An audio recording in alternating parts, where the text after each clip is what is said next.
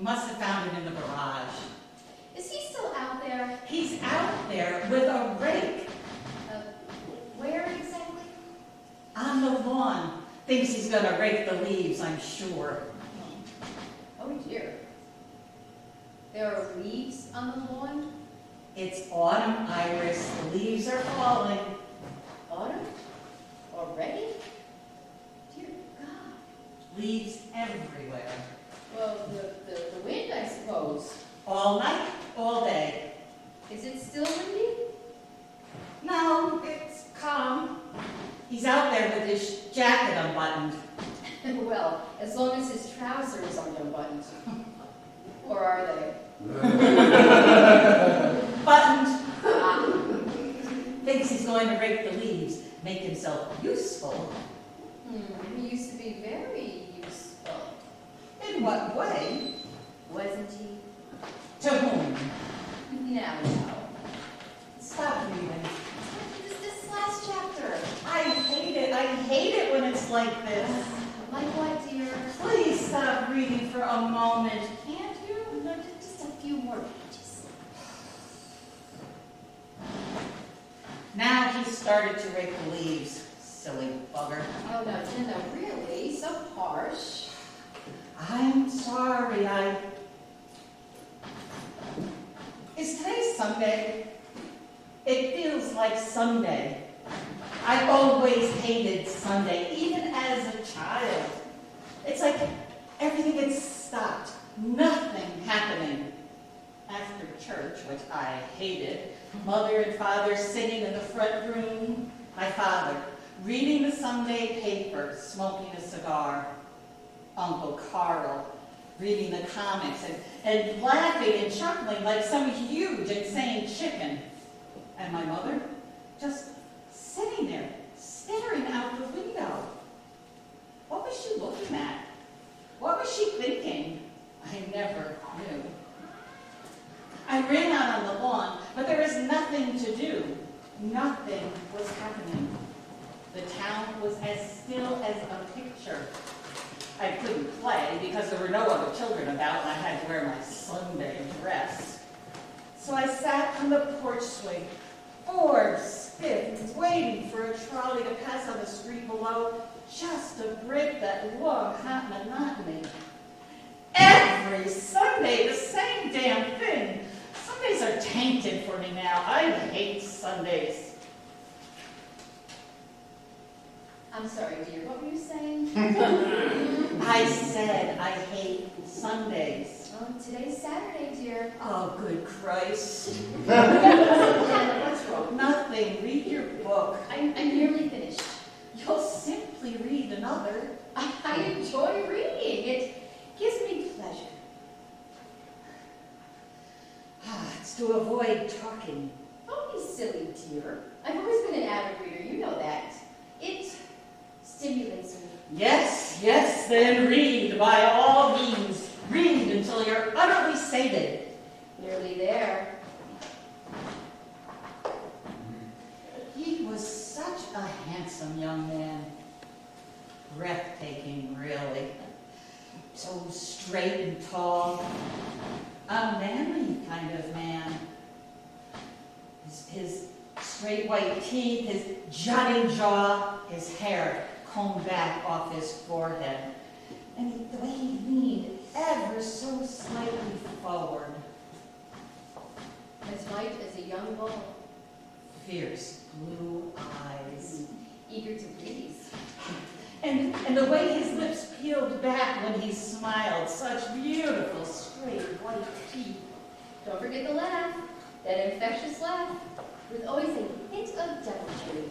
I think you mean playfulness. I'm sure I don't, dear. Now you're listening. Oh, I always listen, Genna. To what you want to hear. What's he doing now? He's trying to rake the leaves. Perhaps you should go out to him. Perhaps you should go out to him. Now, Genna. I swear to God, Iris, if you say now, Genna, one more time, I'm going to come over there and strangle you. You'll never finish that damn book. Yes, all right. Keep your panties on. Look at him. Just look at him. It Tuesday to finish raking those leaves the rate he's going. He has slowed of late, poor thing. It takes him the entire morning just to eat a bowl of oatmeal, drinking his coffee, reading his paper. It takes him from 8 until noon before he's away from the table. Well, none of us are getting younger, Genna. Well, read your goddamn book. Actually, they're his books, dear. It's his library. Yes, and you're sitting in his chair in a room inside his house on the grounds of his only private little kingdom of knowledge. Well, he did practically create this institution with his own bare hands, my dear. Just ask him. Yes, and laid every brick. And every student. I'm sorry, sweetheart. I couldn't help myself. Sometimes you make it too easy, Genna. You have no right, Iris. Don't I? God, you are such a Bitch? Yes, thank you, bitch. Really? There. To speak of him in those terms. It's wrong, I know. I mean, there are limits. Yes, I suppose there must be. I was really joking, you know. Well, of course you were joking, Stina. An affair with a student would have been unthinkable to him. He did have his principles. Several of them.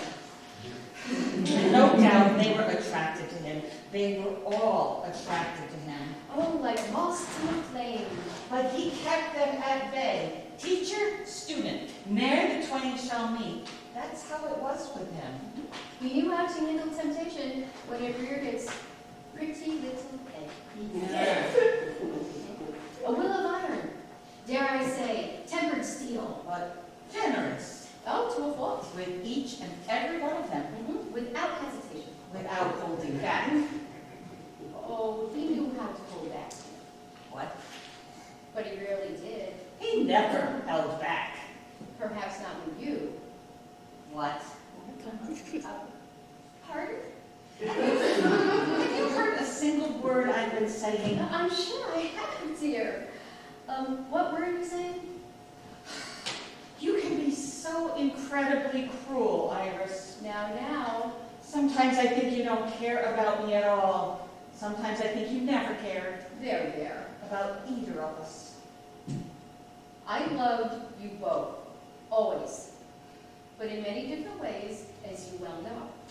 It was I who carried the load, kept this god-awful house going, stood beside him at endless functions, endured his speeches, hosted his student teas, nodded, smiled.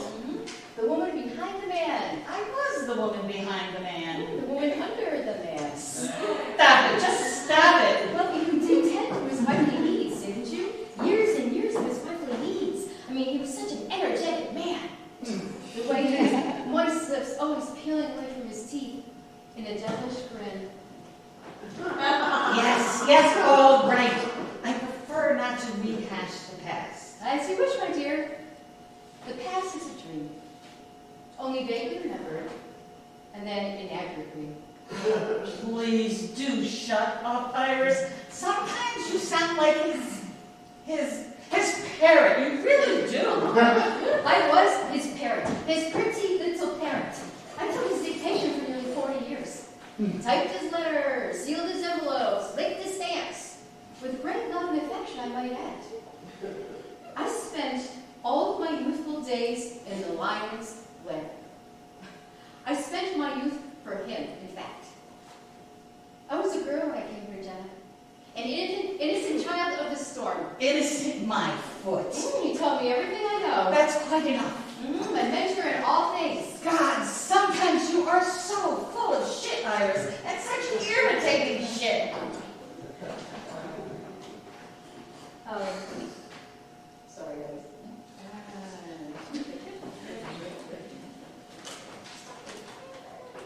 Okay, I can leave if you. Am I letting you now?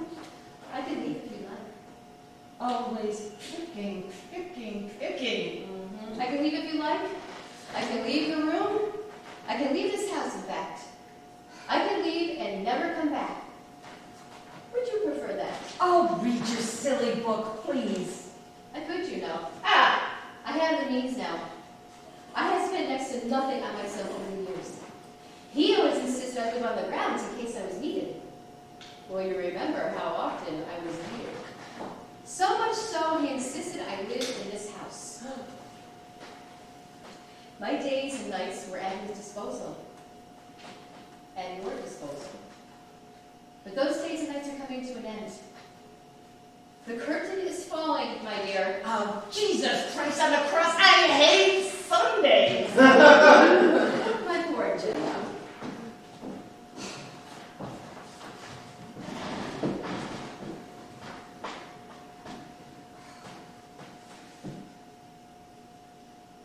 He's trying to make a pile A pile? of leaves. You should let the groundskeepers do that. He wants to make himself useful. He'll have another episode if he's not careful. Well, he won't listen to me. Nor me. He never listened to either of us. He used to listen to me. Oh, really? When? It's only recently he stopped paying attention. But face it, my dear. He never paid attention to anyone, no matter how sound the advice. He never had to because, of course, he knew it all. Well, I'm sorry, my dear, but you are wrong. He did listen to me. I advised him on many academic decisions, the hiring and occasional firing of faculty, on many subjects of the day, including his speeches. I wrote his speeches. But I suggested their direction, their tone. No, he and I composed them together. No, I take that back. It was I who composed them. He never had a head for composition. He was a terrible speller, for that matter. But his penmanship was beautiful. You can't deny that. He did have beautiful penmanship. I'll give him that. Though he couldn't type. Well, that was your job. That's why you were hired. You were a Oh, typist. I was considerably more than that, my dear. You were a great help to both of us. Oh, thank you ever so much. But you see, he did pay attention. In his way, he always paid attention. Poor Genna. He did pay attention. He was attentive to me. I was his wife. A man is supposed to be attentive to his wife. There. It's just that he's old now. His mind is, therefore he can't pay attention as well. Oh, he still pays attention to certain things, my dear, despite his age. Well, what is that supposed to mean? Oh, come now, Genna. No, I'm serious. Just what do you think you're implying? I don't think I'm implying anything. I'm simply implying it, period. What implying what? Oh my, stop it, Genna, honestly. I mean, you're beginning to irritate me now. I mean, really. Why do you think he hides in the trees by the soccer fields when the girls are doing their calisthenics? Why do you think he's always wandering back here with his fly undone? He merely urinates in the woods and then forgets to zip up. He's a very old man. Believe what you like, what do I care? He's too far old to. Of course he is. I mean, he certainly doesn't. I mean, with me at night. I know. No, you know? Come now, really, Genna? Does he? Does he with you? I'm trying to read my book, dear. When he gets up during the night to pee, is he? Coming to me instead. Is he? Now. Tell me. There. Well, is he? Only on occasion. The poor dear child does find it fast, but... So it's come to just peeking through the trees now. They are beautiful girls, dear, some of them. Breathtaking, some of them. Yes, but Oh, come now, Genna. You knew this all along. so pathetic. Perhaps. A crumpled, white-haired old man in herringbone tweeds, fiddling with himself among the trees. Well, he always did like sex in the great outdoors. Those poor girls. Actually, I'm sure that they know he's there, my dear. Let's not forget all the games of old, shall we? That was then, Iris. Yes, and this is now. Now we're old. Now we're angry. But he still comes to you. He still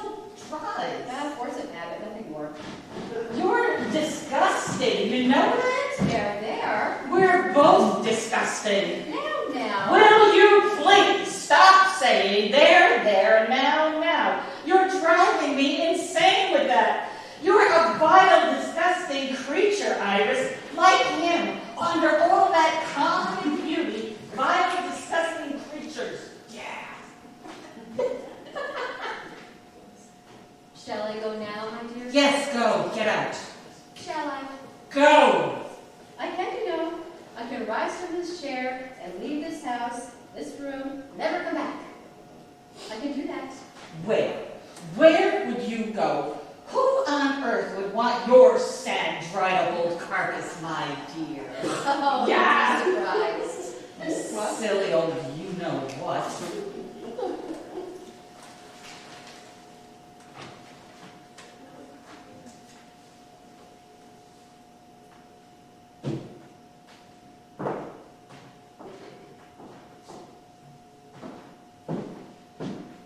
What are you doing? The time has come, my love. No! Goodbye, my dear. No, sit down. Please, Iris, please.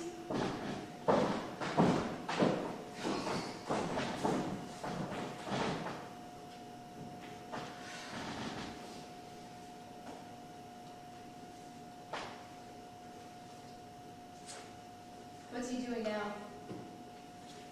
He's got a box of matches. He's trying to set his pile of leaves on fire.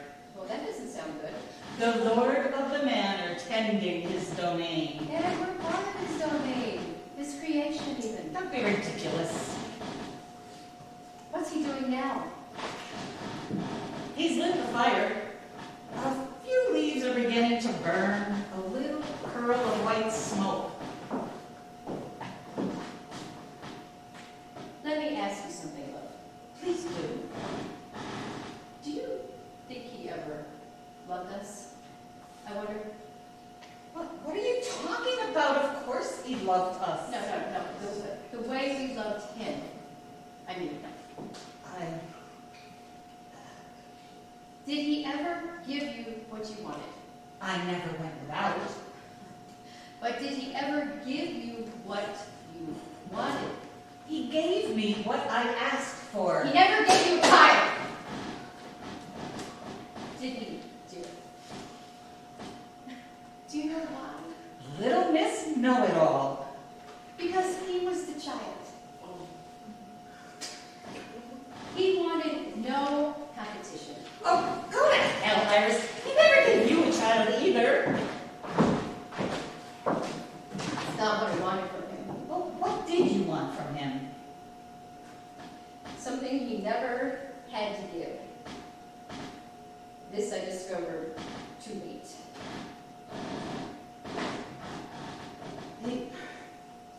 He was a complicated man. He was a cruel, indulgent, self-centered, calculating bastard! He did have his faults, I admit. Though he could be kind and understanding. And sometimes, though rarely, humorous. You sometimes thought he was humorous. But rarely was. He was a selfish, spoiled giant. An imperious, demanding prick. Social habit womanizer. No. Yes. Yes, he was that and more. And we loved him. Yes.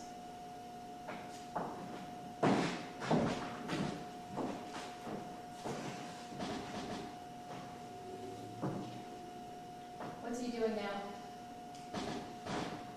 He seems to have caught his pants leg on fire. Oh dear.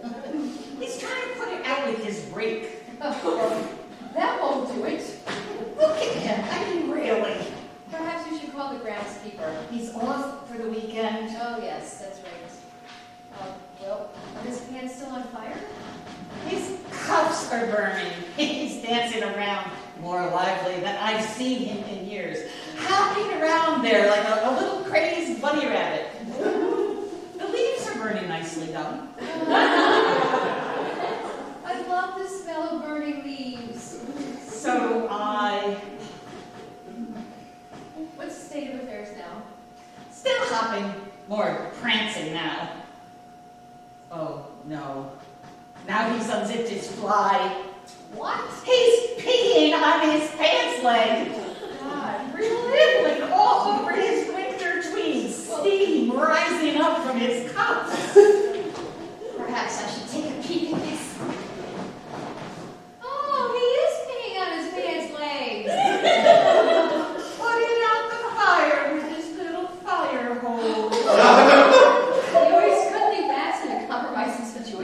dancing about, peeing on his pants leg. Actually, his penis is still quite attractive, don't you think? Iris. Well, I always thought it was attractive. I mean, for her penis. There, it's out. His cuffs are just smoldering now. Mission accomplished. It's still hanging out. He hasn't put it away yet. What's he doing now? He's falling over. He's fallen on the lawn. Oh, for the love of... No, he's not moving, Genna. I can see that. Well, he's just staring up at the sky.